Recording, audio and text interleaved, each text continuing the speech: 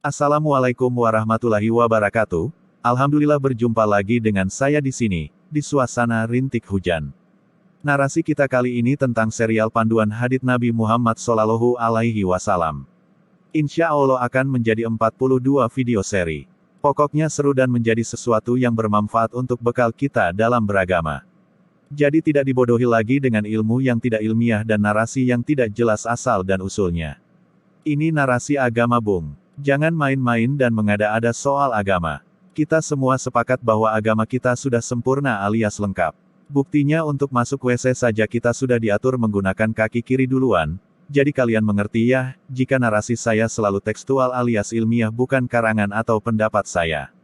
Saya hanya membantu membuat narasi sederhananya saja di dalam beragama sesuai sunnah.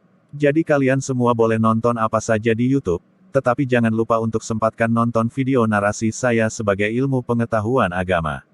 Jangan lupa untuk subscribe dan aktifkan tombol loncengnya. Jika ingin berkomentar tinggal tulis saja dengan bahasa yang sopan sesuai standar YouTube. Oke, back to YouTube. Narasi kita kali ini adalah hadits pilihan nomor 1 tentang amalan bergantung pada niat. Hadits ini mewakili sepertiganya bagian dari agama Islam itu sendiri menurut para ulama. Berikut keterangan teks hadisnya. Jika kalian yang tidak bisa bahasa Arab skip saja. Saya mengerti kok.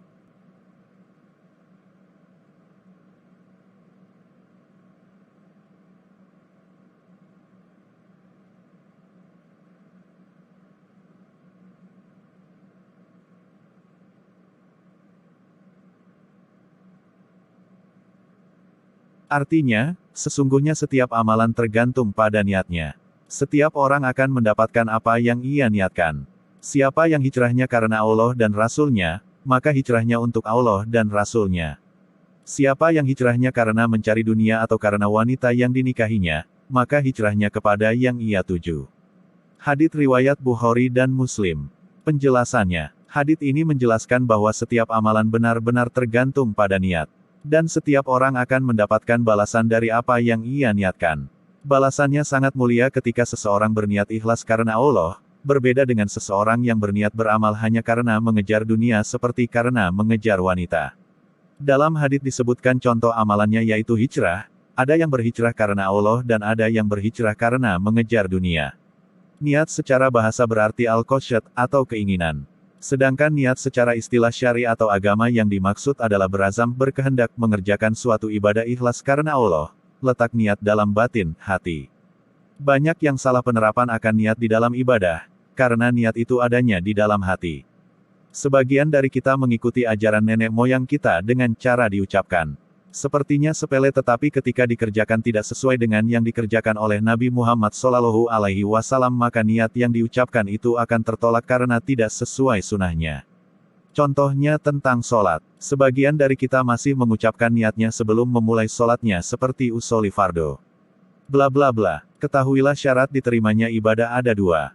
Yang pertama ikhlas karena Allah, yang kedua harus mengikuti apa yang dikerjakan oleh Nabi Muhammad SAW. Sampai sini ngerti kan? Jika merasa salah segera cari tahu kesalahan beragama kalian. Sebelum terlanjur jauh nanti kalau sudah tua biasanya sulit untuk menerima kebenaran karena sudah belasan atau puluhan tahun dikerjakan, alias amalan salah kalian sudah berkarat. Kita lanjut ya. Ambil nafas yang panjang dulu karena video saya agak kurang berkenan bagi mereka yang cara beragamanya belum sesuai sunnah. Kita akan bicara niat baik dan niat buruk. Jangan kemana-mana, pastikan baterai HP kamu cukup. Niat dalam kebaikan di antara rahmat dan anugerah Allah Azza wa Jalla adalah bahwa Dia menulis kebaikan hambanya hanya karena keinginan untuk berbuat kebaikan, sedangkan keinginan berbuat keburukan belum ditulis.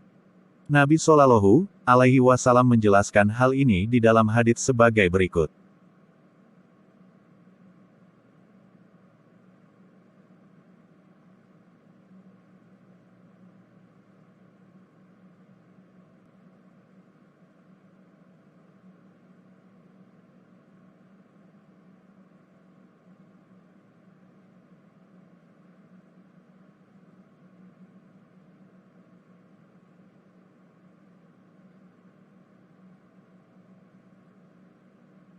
Artinya, sesungguhnya Allah Azza wa Jalla menulis semua kebaikan dan keburukan. Barang siapa berkeinginan berbuat kebaikan, lalu dia tidak melakukannya, Allah Azza wa Jalla menulis di sisinya pahala satu kebaikan sempurna untuknya. Jika dia berkeinginan berbuat kebaikan, lalu dia melakukannya, Allah menulis pahala 10 kebaikan sampai 700 kali, sampai berkali lipat banyaknya. Barang siapa berkeinginan berbuat keburukan, lalu dia tidak melakukannya, Allah Azza wa Jalla menulis di sisinya pahala satu kebaikan sempurna untuknya. Jika dia berkeinginan berbuat keburukan, lalu dia melakukannya, Allah Azza wa Jalla menulis satu keburukan saja. Hadits riwayat Bukhari dan Muslim. Niat dalam keburukan keinginan yang melintas di dalam hati untuk berbuat keburukan belum ditulis dosa oleh Allah Azza wa Jalla. Namun, jika keinginan itu sudah menjadi tekad dan niat, apalagi sudah diusahakan, walaupun tidak terjadi, maka pelakunya sudah mendapatkan balasan karenanya. Dalam hal ini Nabi Shallallahu Alaihi Wasallam bersabda,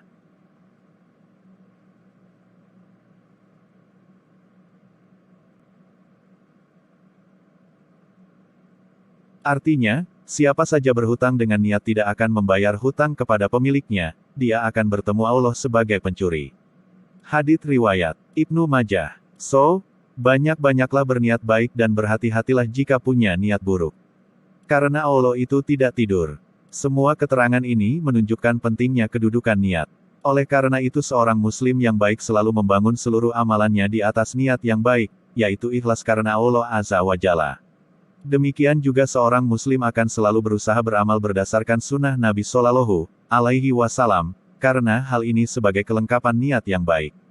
Karena semata-mata niat yang baik tidak bisa merubah kemaksiatan menjadi ketaatan. Seperti seseorang bersedekah dengan uang curian atau korupsi. Nabi Shallallahu Alaihi Wasallam bersabda,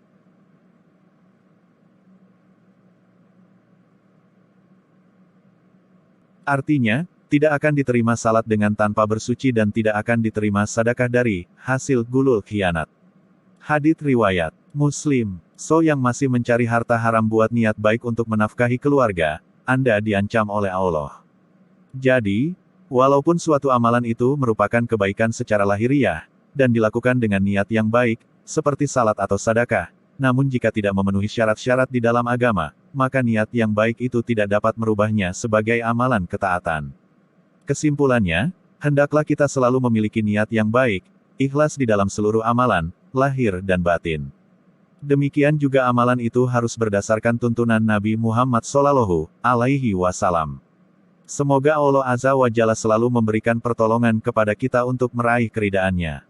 Alhamdulillahirabbil alamin. Karena sudah diklakson YouTube, sampai jumpa pada video seri panduan hadits Nabi Muhammad Shallallahu Alaihi Wasallam selanjutnya. Jangan lupa sholat karena sholat itu adalah tiang agama. Assalamualaikum warahmatullahi wabarakatuh. Kembali lagi bersama saya membahas tentang panduan hadits Nabi Muhammad Shallallahu Alaihi Wasallam. Insya Allah sehat selalu di tengah pandemi ini. Tetap semangat dan jaga kesehatan selalu. Mudah kok menghadapi corona, kuncinya hanya di imunitas alias sistem kekebalan tubuh. Pastikan kalian paksakan konsumsi air minum secukupnya setiap hari. Jika mau yang pas ukurannya, dicoba saja minum 1 liter setiap hari dan rasakan sensasinya di pagi hari, dijamin buang air kecil Anda langsung lancar. Back to YouTube, pembahasan kita kali ini agak sedikit panjang dan lebar karena hadits berikut ini menyangkut informasi tentang apa itu Islam. Apa itu iman? Apa itu ihsan? Penting buat kita sebagai muslim dan muslimah untuk mengetahui kembali arti sebenarnya. Berikut teks hadisnya, sedikit panjang, seperti biasa yang tidak bisa bahasa Arab dimajukan saja videonya. Saya selalu mengerti kok, keadaan kalian yang tidak bisa. Artinya, dari Umar bin Al-Khattab radhiyallahu an, dia berkata, ketika kami tengah berada di majelis bersama Rasulullah pada suatu hari, tiba-tiba tampak di hadapan kami seorang laki-laki yang berpakaian sangat putih, berambut sangat hitam, tidak terlihat padanya tanda-tanda bekas perjalanan jauh dan tidak seorang pun di antara kami yang mengenalnya. Lalu ia duduk di hadapan Rasulullah dan menyandarkan lututnya pada lutut Rasulullah dan meletakkan tangannya di atas paha Rasulullah. Selanjutnya ia berkata, "Hai Muhammad, beritahukan kepadaku tentang Islam." Rasulullah menjawab, "Islam itu engkau bersaksi bahwa sesungguhnya tiada Tuhan selain Allah dan sesungguhnya Muhammad itu utusan Allah. Engkau mendirikan sholat, mengeluarkan zakat, berpuasa pada bulan Ramadan dan mengerjakan ibadah haji ke Baitullah jika engkau mampu melakukannya. Orang itu berkata, engkau benar, kami pun heran. Ia bertanya lalu membenarkannya. Orang itu berkata lagi, beritahukan kepadaku tentang iman. Rasulullah menjawab, engkau beriman kepada Allah, kepada para malaikatnya, kitab-kitabnya, kepada utusan-utusannya, kepada hari kiamat dan kepada takdir yang baik maupun yang buruk. Orang tadi berkata, engkau benar. Orang itu berkata lagi, beritahukan kepadaku tentang ihsan. Rasulullah menjawab, engkau beribadah kepada Allah seakan-akan engkau melihatnya. Jika engkau tidak melihatnya, sesungguhnya Dia pasti melihatmu. Orang itu berkata lagi, beritahukan kepadaku tentang kiamat. Rasulullah menjawab, orang yang ditanya itu tidak lebih tahu dari yang bertanya. Selanjutnya orang itu berkata lagi, beritahukan kepadaku tentang tanda-tandanya. Rasulullah menjawab, jika hamba perempuan telah melahirkan tuan putrinya, jika engkau melihat orang-orang yang tidak beralas kaki, tidak berbaju, miskin dan penggembala kambing, berlomba-lomba mendirikan bangunan. Kemudian pergilah ia. Aku tetap tinggal beberapa lama kemudian Rasulullah berkata kepadaku, wahai Umar, tahukah engkau siapa yang bertanya itu? Saya menjawab, Allah dan Rasul-Nya lebih mengetahui. Rasulullah berkata, ia adalah Jibril, dia datang untuk mengajarkan kepadamu tentang agama kepadamu. Hadits riwayat Muslim, nomor 8. Mari kita sederhanakan hadits ini per makna agar kita dapat mengerti akan tema ini. Berikut ulasannya. Rukun Islam pertama, bersaksi bahwa tidak ada yang berhak disembah kecuali Allah Subhanahu wa Ta'ala. Ada banyak Tuhan, tapi yang berhak disembah hanya Allah Subhanahu wa Ta'ala saja. Juga bersaksi bahwasannya Nabi Muhammad Shallallahu Alaihi Wasallam adalah hamba dan utusannya. Nabi Shallallahu Alaihi Wasallam bukan Tuhan, bukan anak Tuhan. Maka tidak boleh diberikan hak-hak ketuhanan dan pada saat yang sama dia adalah Rasulullah. Dia manusia tapi bukan manusia biasa.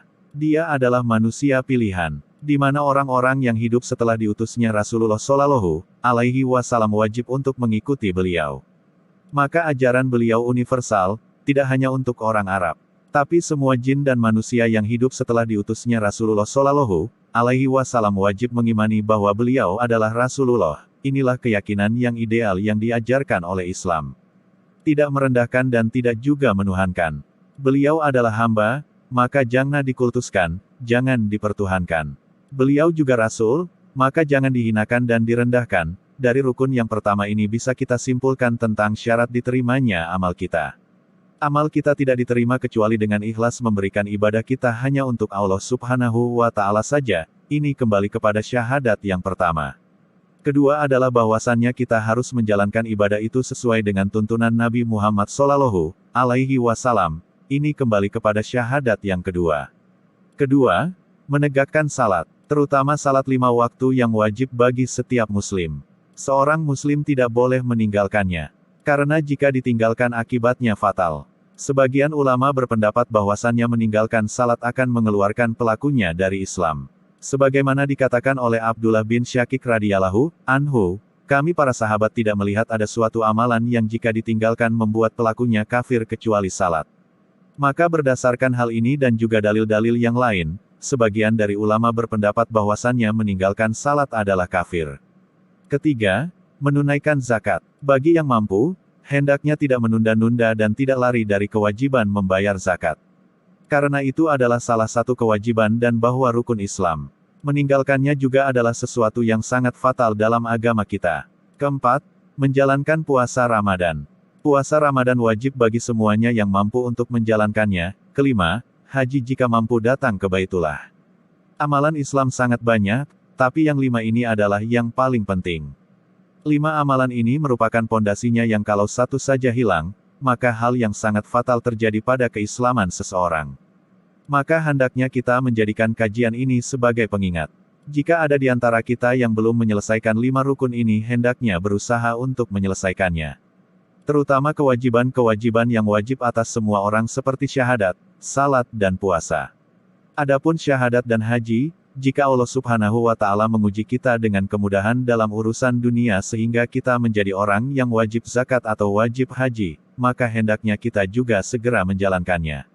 Pertama, beriman kepada Allah Subhanahu wa Ta'ala, yakni beriman bahwa Allah ada, Allah yang menciptakan kita, menciptakan dan mengatur seluruh jagat raya, memberikan kita rezeki, menghidupkan dan mematikan kita. Kemudian karena Allah yang menghidupkan dan mematikan kita, maka tidak ada yang berhak disembah kecuali hanya Dia. Dan kita juga wajib untuk menetapkan bahwa seluruh nama-nama yang sudah Allah tetapkan dalam Al-Quran maupun dalam hadits-hadits Rasulullah Shallallahu Alaihi Wasallam. Ini semua bagian dari beriman kepada Allah Subhanahu wa Ta'ala. Tidak boleh bagi seorang Muslim untuk memberikan ibadah dalam bentuk apapun kepada selain Allah Subhanahu wa Ta'ala. Tidak boleh bagi seorang mukmin menyembelih untuk selain Allah, atau meminta kesembuhan kepada selain Allah Subhanahu wa Ta'ala. Bersumpah dengan nama selain Allah Subhanahu wa Ta'ala, ini semua bentuk pengingkaran dan penentangan kepada keimanan yang sudah kita ikrarkan. Bahkan orang-orang Quraisy dahulu mengimani bahwa Tuhan mereka adalah Allah, yang menciptakan mereka adalah Allah, yang memberikan rezeki adalah Allah Subhanahu wa Ta'ala. Dan ketika mereka menyembah selain Allah Subhanahu wa Ta'ala, mereka tetap meyakini sesembahan mereka sebagai Tuhan di bawah Allah Subhanahu wa Ta'ala. Karenanya mereka disebut sebagai kaum jahiliyah. Mereka tahu bahwa Tuhan yang mereka sembah adalah Tuhan yang tidak bisa memberikan manfaat atau memberikan bahaya, tapi mereka tetap menyembahnya. Maka kalau ada orang yang mengaku Muslim namun masih menyembah selain Allah, menyembelih untuk selain Allah, bersumpah dengan nama selain Allah Subhanahu wa Ta'ala, maka apa bedanya mereka dengan orang-orang musyrikin pada zaman jahiliyah? Kedua, beriman kepada malaikat-malaikat Allah Subhanahu wa Ta'ala. Mengimani bahwasannya Allah memiliki malaikat-malaikat. Mereka adalah hamba-hambanya yang tidak pernah berbuat maksiat. Mereka mentaati seluruh yang diperintahkan oleh Allah Subhanahu wa Ta'ala dan tidak pernah membangkang.